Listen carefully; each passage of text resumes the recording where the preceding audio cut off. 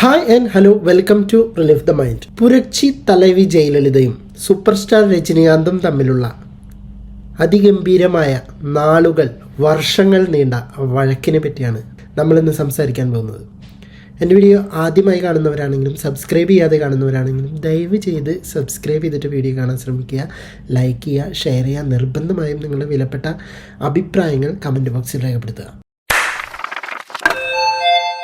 1980കളുടെ തുടക്കത്തിൽ കത്തി നിന്നിരുന്ന ഒരു സംവിധായകനും എഡിറ്ററൊക്കെ ആയിരുന്നു ഈ ബി ലെനിൻ എന്ന് പറയുന്ന ആൾ. അയാൾ പുതിയതായിട്ടൊരു സിനിമ ചെയ്യാൻ പോവുകയാണ്. അപ്പോൾ അതിലേക്ക് നായികയായിട്ട് ആ സംവിധായകൻ്റെ മനസ്സിലുണ്ടായിരുന്നത് സാക്ഷാൽ ജയലളിത ആയിരുന്നു. ആ സമയത്ത് ജയലളിത 1977 സിനിമാ ജീവിതത്തിൽ നിന്ന്, അഭിനയത്തിൽ നിന്ന് ഇടവേള എടുത്തിട്ട് 3 കൊല്ലത്തിന് മീതെ ആയിട്ടുണ്ടായിരുന്നു. തിരിച്ചുവരവ് ഇതിലൂടെ ആവട്ടെ എന്ന വിശ്വാസത്തിൽ സംവിധായകൻ ജയലളിതനെ സമീപിച്ചു. തൻ്റെ ഫാമിലി ബാക്ക്ഗ്രൗണ്ടും വർക്കുകളും എല്ലാം പരിഗണിച്ചുകൊണ്ട് ജയലളിത ഓക്കെ പറഞ്ഞു. അതിനുശേഷം ഇതിലെ ഹീറോ ആരാണെന്ന് ജയലളിത ചോദിച്ചു. അപ്പോൾ ലെനിൻ പറഞ്ഞു, ഇപ്പോഴത്തെ ഒരു ട്രെൻഡ് അറിയാലോ, അപ്പോൾ ഞാൻ ഹീറോ ആയിട്ട് മനസ്സിൽ കാണുന്ന ആൾ രജനീകാന്താണ്. അങ്ങനെയാണ് ലെനിൻ പറഞ്ഞത്. ഈ പറയുന്ന രജനീകാന്തിനെ ജയലളിത അതിനു മുമ്പ് നേരിട്ട് കണ്ടിട്ടില്ല, പിന്നെ പരിചയമില്ല. അപ്പോൾ അതുകൊണ്ട് സംവിധായകനോട് ഒരു വ്യക്തമായ സമ്മതം ജയലളിത അന്ന് നൽകിയില്ല. അതിന് പകരമായിട്ട് പറഞ്ഞത് എന്താണെന്ന് വെച്ച് കഴിഞ്ഞാൽ, ഈ നായകനോട് നേരിട്ട് എന്നെ വന്നൊന്ന് കാണാൻ പറഞ്ഞു, ശേഷം തീരുമാനം അറിയിക്കാമെന്നാണ് ജയലളിത അന്ന് സംസാരിച്ചത് ലെനിൻ്റെ അടുത്ത്. ഈ പറഞ്ഞ പോലെ തന്നെ ലെനിൻ രജനീകാന്തിനോട് പറഞ്ഞു. സിനിമയിലൊരു തുടക്കക്കാരൻ എന്ന നിലയിൽ രജനി ജയലളിതയുടെ മദ്രാസ് പേസ് ഗാർഡൻ എന്ന സ്ഥലത്തുള്ള ഒരു വേദനിലയം എന്ന അത്യാഡംബരമായിട്ടുള്ള ആ വീട്ടിലേക്ക് കടന്നു ചെല്ലാണ്. ഒരു തുടക്കക്കാരൻ എന്ന പരിഗണന കൊടുത്തതുകൊണ്ടോ അതോ ജയലളിതയുടെ ഉള്ളിലുള്ള അഹങ്കാരം പൊട്ടിമുളച്ചതുകൊണ്ടോ ആയിരിക്കാം ജയ അന്ന് കാലിന്മേൽ കാല് കയറ്റിയാണ് രജനിയോട് സംസാരിച്ചത്. അല്പം ബഹുമാനക്കുറവ് എന്ന് തന്നെ വിലയിരുത്താം. പക്ഷേ രജനിയുടെ മെയിൽ ഈഗോ ഈ ജയ വിചാരിക്കുന്നതിനും മുകളിലായിരുന്നു. തൻ്റെ മുന്നിലിരിക്കുന്ന സുമുഖയായ യുവതിയും സാക്ഷാൽ മുഖ്യമന്ത്രിയുടെ അടുത്ത ബന്ധക്കാരിയും എന്ന പരിഗണന പോലും നൽകാതെ രജനിയും ഇരുന്നു, നല്ല സ്റ്റൈലായിട്ട് തന്നെ കാലും കയറ്റി വെച്ച്. അതുകൊണ്ടൊന്നും തീർന്നില്ല. നല്ല സ്റ്റൈലായിട്ട് സിഗരറ്റ് പോക്കറ്റിൽ നിന്ന് എടുത്ത് ചുണ്ടത്തേക്ക് എറിഞ്ഞു പിടിച്ച് തീപ്പെട്ടിയും അതിലും ഗംഭീര സ്റ്റൈലോടെ കത്തിച്ച് പുക ആസ്വദിച്ച് നുണഞ്ഞു വിട്ടതിന് ശേഷമാണ് രജനി അന്ന് വീടിന് പുറത്തോട്ട് ഇറങ്ങിയത്. മെയിൽ ഈഗോ എന്ന പോലെ ജയ എന്ന സൂപ്പർ നടിയുടെ ഈഗോയും അവിടെ വെന്തു വെണ്ണീരായി എന്ന് സാരം. ശേഷം ജയ ലെനിനെ നേരിട്ട് വിളിച്ചിട്ട് താൻ സംവിധാനം ചെയ്യുന്ന പടത്തിൽ രജനിയെ വേണ്ടാന്ന് കട്ടായം പറഞ്ഞു. പകരം ചോക്ലേറ്റ് നായകനായിട്ടുള്ള ശരത് ബാബു ആയിരുന്നു നായകൻ. നദിയെ തേടി വന്ന കടൽ, അതാണ് സിനിമയുടെ പേര്. ശരത് ബാബുവിനെ ഹീറോ ആക്കി പടം റിലീസ് ചെയ്തു. പടം 8 നിലയിൽ കുത്തി തവിടുപൊടിയായി. അവിടെ തുടക്കം കുറിച്ചു തമിഴ് മണ്ണിൽ ഏറ്റവും ജനകീയതയുള്ള ഒരു മുൻനടി രാഷ്ട്രീയ നേതാവിൻ്റെയും ഒരു സൂപ്പർ സ്റ്റാറിൻ്റെയും പകയുടെ കഥ.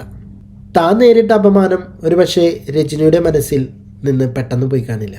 ഏറെക്കുറെ 11-12 വർഷം കടന്നുപോയി. 1991 ജയലളിത തമിഴ്നാടിൻ്റെ നിയുക്ത മുഖ്യമന്ത്രിയായിട്ട് ആരോഹണപ്പെട്ടു.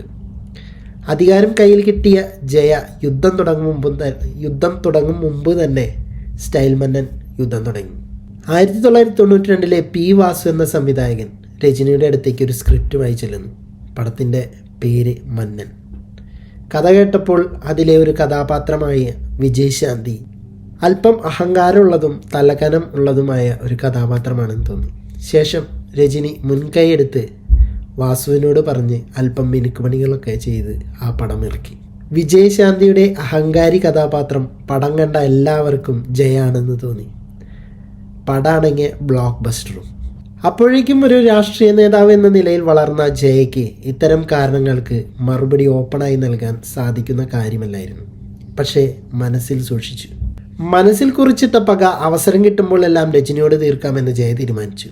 അവിടെ തീർന്നില്ല. ഒരു ഡെമിഗോഡ് എന്ന നിലയിൽ വളർന്ന രജനി ജയയുമായി ഉണ്ടായ ബന്ധം വളരെ മോശമായത് 1996 RM വീരപ്പൻ എന്ന AIADMK നേതാവ് 1991 ജയമന്ത്രിസഭയിലെ ഭക്ഷ്യവകുപ്പായിട്ട് ഈ മന്ത്രിയായിരുന്നു. എന്നാൽ വീരപ്പൻ ഒരു രാഷ്ട്രീയക്കാരൻ മാത്രമായിരുന്നില്ല, ഒരു സിനിമാ നിർമ്മാതാവ് കൂടിയായിരുന്നു. സാക്ഷാൽ MGR മുതൽ അക്കാലത്ത് കത്തി നിൽക്കുന്ന കമൽ, രജനി ഇവരൊക്കെ വെച്ചിട്ട് ഒരുപാട് സിനിമകൾ നിർമ്മിച്ചിട്ടുള്ള ആളാണ് ഈ വീരപ്പൻ. എന്നാൽ രജനിയെ വെച്ച് പടം നിർമ്മിക്കുന്നത് തലൈവി ജയയ്ക്ക് ഒട്ടും താല്പര്യമില്ലായിരുന്നു. ആ ഒറ്റ കാരണത്താൽ ജയ വീരപ്പനെ ഭക്ഷ്യവകുപ്പിൽ നിന്ന് കന്നുകാലി സംരക്ഷണം എന്ന വകുപ്പ് കൊടുത്ത് തരം താഴ്ത്തി.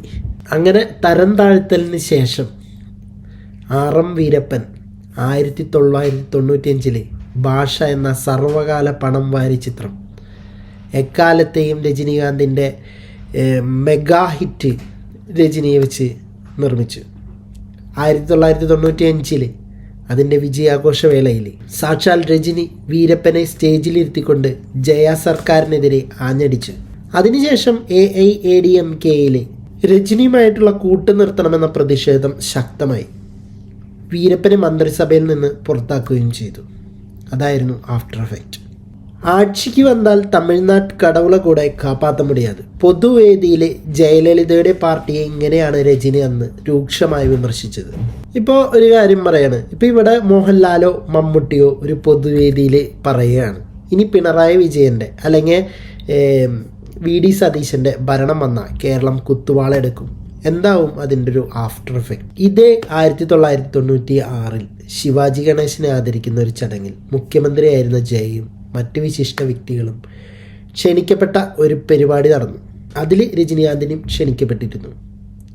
പരിപാടി തുടങ്ങും മുമ്പ് സ്ഥലത്തെത്തിയ രജനി പക്ഷേ അകത്തേക്ക് കയറിയില്ല, കാത്തിരുന്നു മുഖ്യമന്ത്രിയുടെ ഔദ്യോഗിക വാഹനം വരാൻ വേണ്ടി. ജയയുടെ വണ്ടി വരുന്നുണ്ടെന്ന് കണ്ട ഉടനെ രജനി തൻ്റെ പുതിയ ഡിസൈൻ കാറിൻ്റെ റൂഫ് മറച്ചുകൊണ്ട് എഴുന്നേറ്റ് നിന്ന് ജനങ്ങളെ അഭിവാദ്യം ചെയ്തു. താരരാജാവിനെ നേരിൽ കണ്ട ജനങ്ങൾ മന്ത്രിനെ മറന്നു. അതിലൂടെ ജയയുടെ വാഹനം കടന്നു പോകാൻ അല്പം വൈകുകയും ചെയ്തു. തൊട്ടാൽ പൊള്ളുന്ന തമിഴ് രാഷ്ട്രീയം ചൂടുപിടിച്ച് തിളയ്ക്കാൻ തുടങ്ങി, അങ്ങനെ തന്നെ പറയണം. ആ സമയം മുഖ്യമന്ത്രിയായ ജയയ്ക്കും ജയയുടെ പാർട്ടിക്കും അത് വ്യക്തിപരമായും രാഷ്ട്രീയപരമായും ഒരു ഇടിവായി തീർന്നു. ശേഷം 1996 ആണ് ആ മാസ് മൊമെൻ്റ് നടന്നത്.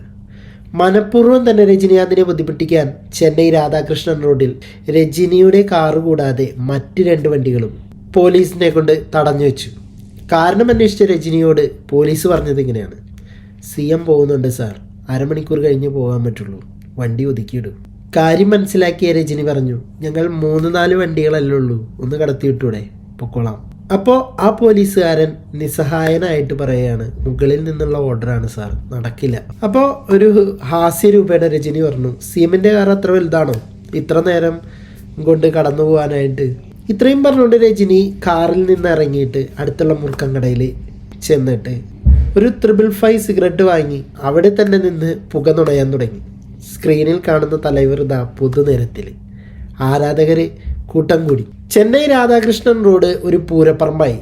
കാര്യത്തിൻ്റെ ഗൗരവം മനസ്സിലാക്കിയ പോലീസ് അല്പം അപേക്ഷിച്ചിട്ടാണെങ്കിലും രജനിയെ കാറിൽ കയറ്റി കടത്തിവിട്ടു. വാർത്ത പെട്ടെന്ന് തന്നെ ജയയുടെ കാതിലെത്തി. അധികാരത്തിൻ്റെ ബലമുള്ളതുകൊണ്ട് തന്നോടും കുടുംബത്തോടും വ്യക്തിപരമായി ദേഷ്യം കാണിക്കുകയാണ് ജയ എന്ന് രജനിക്ക് മനസ്സിലായി. ഇനി ഇൻഡയറക്റ്റ് പരിപാടികളില്ല, കളികൾ നേരിട്ട് എന്ന കണക്കെ 1996 നിയമസഭാ തെരഞ്ഞെടുപ്പിൽ രജനി നേരിട്ട് പ്രതിപക്ഷമായ DMK ഗ്രൂപ്പിനെ സപ്പോർട്ട് ചെയ്തു. വളരെ ശക്തമായിട്ടുള്ള ഒരു പാർട്ടിയാണ് DMK. അവർക്ക് നേരിട്ട് സപ്പോർട്ട് നൽകാതെ DMK അലയൻസായ തമിഴ് മാനില കോൺഗ്രസ് TMC എന്ന പാർട്ടിക്ക് രജനീകാന്ത് സപ്പോർട്ട് നൽകി. 1996 റിസൾട്ട് AIADMAക്ക് ഞെട്ടിക്കുന്ന തോൽവി നൽകി. Simply styleman and power. 221 seat ജയിച്ച് DMK ഭരണത്തിൽ കയറിയപ്പോൾ TMC എന്ന രജനി സപ്പോർട്ട് ചെയ്ത പാർട്ടി നേടിയത് 39 സീറ്റാണ്. എന്നാൽ AIADMAക്ക് നേടാൻ പറ്റിയത് ആകെ 4 സീറ്റും. നാണം കെട്ട തോൽവി. താൻ DMK സപ്പോർട്ട് ചെയ്യാത്തത് അവർക്ക് ആൾബലമുള്ളത് കൊണ്ടാണ്. എന്നാൽ TMC എന്ന പാർട്ടിയെ കൊണ്ട് 39 MLAമാരുണ്ടാക്കിയതിന് ഒറ്റ കാരണം സൂപ്പർ സ്റ്റാർ രജനി ഫാക്ടർ. പക്ഷേ ജയയുടെ പക അവിടെ തീർന്നില്ല. AIADMK തകരാൻ പ്രധാന കാരണം രജനിയാണെന്ന് മുഖ്യധാരാ പത്രങ്ങളിലെല്ലാം ജയലളിത പറഞ്ഞു പരത്തി. അത് ജയയുടെ കരണത്ത് രജനി നൽകിയ അടിയുമാണെന്ന് തമിഴ് മക്കളെല്ലാവരും വിശ്വസിച്ചു. ഇവരുടെ പക അവിടെയും അവസാനിച്ചില്ല. 1999 പടയപ്പ എന്ന സിനിമയിൽ രമ്യാകൃഷ്ണൻ അവതരിപ്പിച്ച നീലാംബരിയും രജനി ജയയ്ക്ക് നൽകിയ വലിയൊരു അടിയാണ്. ഞാൻ മുമ്പ് പറഞ്ഞത് ആദ്യമായി രജനികാന്ത് ജയലളിതയെ കാണാൻ ചെന്നപ്പോൾ ഉണ്ടായ ഒരു സംഭവം, കാലിന്മേ കാലിയേറ്റി വെച്ചിരുന്ന ആ ഒരു സിറ്റുവേഷൻസ്, ആ ഒരു സംഭവം അതേപോലെ തന്നെ പടയപ്പയിലും ചിത്രീകരിച്ചിട്ടുണ്ട്. ഇത് ജയയ്ക്ക് നൽകിയ വലിയൊരു അടിയാണ് എന്ന ദൃശ്യമാധ്യമ രംഗം വിധിയെഴുതി. എന്നാൽ 2001 അധികാരം തിരിച്ചു പിടിച്ച് ജയ തൻ്റെ പവർ ഉപയോഗിച്ചുകൊണ്ട് രജനിക്കും ലക്ഷക്കണക്കിന് വരുന്ന രജനി ആരാധകർക്കും ഉറക്കമില്ലാത്ത രാത്രി സമ്മാനിച്ചു. തൻ്റെ കരിയറിലെ തന്നെ ഹിറ്റ് ചിത്രമായ പടയപ്പയുടെ വിജയാഘോഷം പല സ്ഥലങ്ങളിലും AIADMK ബാൻ ചെയ്തു. 2001 വീണ്ടും മുഖ്യമന്ത്രിയായി വന്ന ജയ രജനിയുടെ ആരാധകരെ ഉന്നം വെച്ചുകൊണ്ട് അവർ നടത്തുന്ന എല്ലാ പൊതുയോഗങ്ങളും മറ്റാഘോഷങ്ങളും വിലക്കി.